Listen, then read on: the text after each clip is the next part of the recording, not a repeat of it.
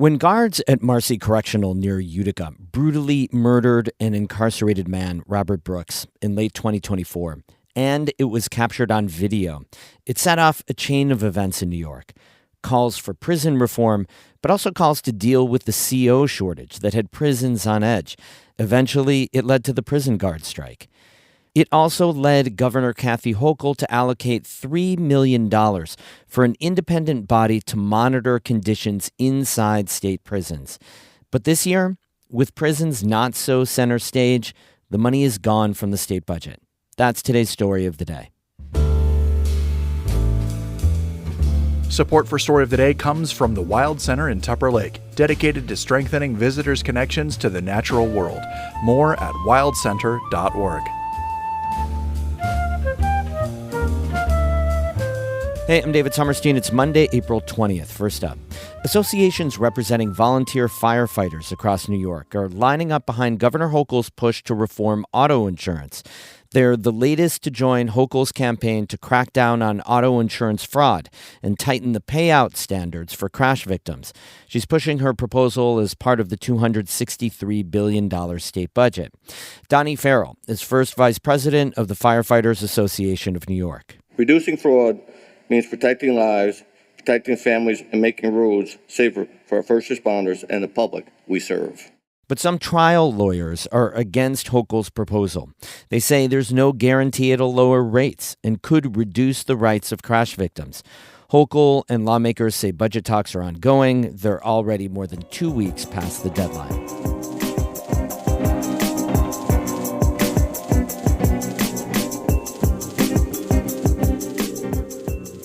Governor Hochul notably left out of her budget plan funding for the Correctional Association of New York, known as CANY. It's an independent nonprofit that monitors conditions inside prisons, visiting each of the state's correctional facilities at least once every 5 years. CANY used $3 million in last year's budget to visit 6 prisons multiple times a year, including the one where Robert Brooks was killed. CANY's executive director, Jennifer Scaife, told Emily Russell that the funding made a big difference in the nonprofit's ability to monitor prison conditions. One of the big differences is that we were able to go back and follow up on specific issues that were raised in the first and second monitoring visits to see how those issues had been addressed by facility staff, whether they'd been addressed, and what kind of change had been implemented in the short term to take action. And so that's something that we, in typical routine monitoring visits where we have to move on to the next facility in order to fulfill our mandate, we aren't able, due to our limited capacity, to come back within a 3 or 6 month period to kind of check back in and see what may have changed for the better or worse. Did you see any tangible changes when you went back to follow-up visits? Definitely.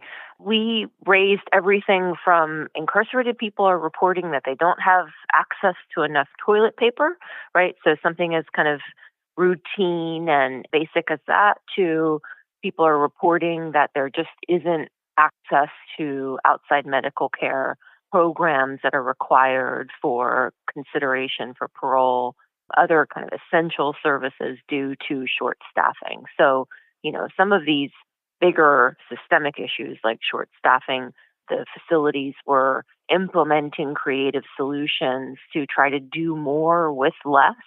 And then in the more basic lower hanging fruit instances of things like shortages of toilet paper, the facility had taken a look at its distribution process and made some tweaks in order to address that concern. So certainly things that were within the control of the facility, we saw some dramatic improvements or at least efforts to address concerns. And in other cases, we heard that due to attrition, even if a facility gained 4 new correctional officers, they lost 6 due to retirements or other kinds of attrition. So, some of those staffing issues, I think, are much harder to turn around in a space of 6 or 9 months. So the year of intensive monitoring coincided with the statewide staffing strike last spring. How evident were those staffing shortages at the 6 prisons that you were monitoring last year? So evident that staffing issues seem to be the underlying driver of just about every other issue that was raised in our monitoring.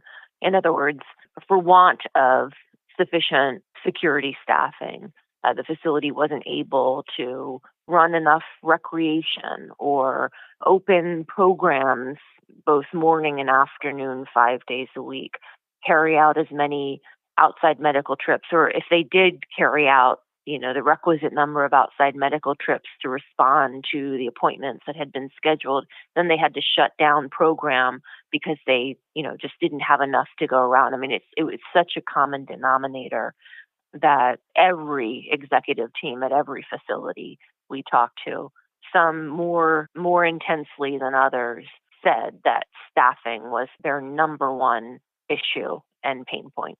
What kind of message do you think it sends that Governor Kathy Hochul did not include the extra funds that she had included in last year's budget for CANI for this intensive monitoring program? Do you worry that she's distancing herself from prison reform efforts? I think that is one read of that decision. It concerns me that just 1 year on, when we and others continue to raise the alarm about difficult conditions in the prisons for staff and incarcerated people alike, that the governor would remain silent on continued efforts to bring about what will necessarily be a multi-year effort to shift culture and policy and practice inside the state's correctional facilities. I think it does risk sending the message that the really important and unprecedented corrective actions that she put in place following the murder of Robert Brooks and through the budget process in 2025, that those were one-off, nominal, make it go away kind of reactions, as opposed to indicative of a more sustained commitment to bringing about much-needed change in the prisons. What's happening now in terms of negotiations between lawmakers and the governor over this funding? Does CANI have hope that it'll get reinstated? And if it doesn't, what happens then? We certainly are in touch with members of the legislature to remind them of the significance of having an independent organization designated by law to exclusively focus on the state's prisons. And we are hopeful that allies in the legislature will negotiate aggressively on our behalf to restore funding in the final enacted budget. If they don't, we will have to shut down the majority of our operations, lay off staff who were just hired back in October, and really close the books on what we think is a really promising approach to cooperative, transparent monitoring initiative that staff themselves said was exceptionally helpful to them and a welcome shift in the way that CANI has approached independent oversight. So we're very hopeful that in the final budget, the governor and lawmakers agree that $3 million in the scale of the human and fiscal cost of the prison system is a bargain, given the kind of value that we offer. That was Jennifer Scaife, the executive director of the Correctional Association of New York, speaking with Emily Russell. A spokesperson for Governor Hochul said in a statement that, quote, "The safety of all staff and incarcerated individuals is a top priority." Her office cited the prison omnibus bill that was passed last year and said Hochul is working with lawmakers on a budget that, quote, "makes New York safer and more affordable." Quick pivot. It's day one of our spring fundraiser, and this one matters big time.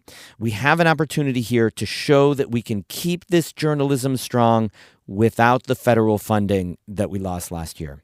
Make a donation right now for local news. Whether you listen by podcast, read a newsletter, follow NCPR News on Instagram, NCPR is much more than radio.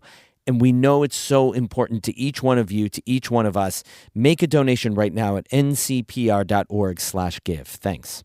Music today by Patricia Julian of Burlington and Michael Hart and Ramon Vasquez of Malone. I'm David Summerstein, North Country Public Radio.